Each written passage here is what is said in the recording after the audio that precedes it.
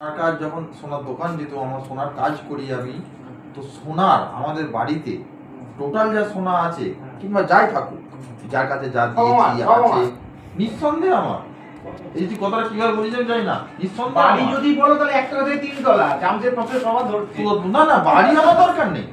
আরে বাড়ির কি, বাড়ির সোনা কোনো বাড়ির ওপরে, কোনো ঘরের ওপরে আমার কোনো আক্ষেপ ভূক্ষেপ কিছু নেই।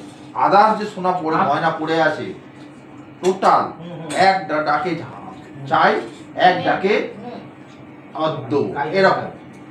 ওটা আদার্স কেউ কোনো সময় অধিকার জমাবি না। বুঝেছি কি বলেছি?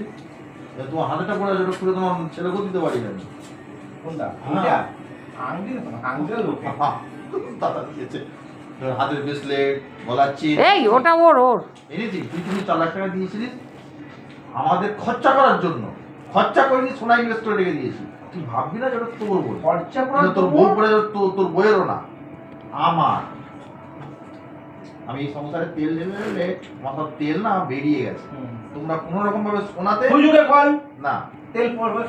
চাঁদিতে তোমরা করতে পারি ইনভেস্ট, আমি বলবো না, কিন্তু সোনাতে না। ঠিক আছে?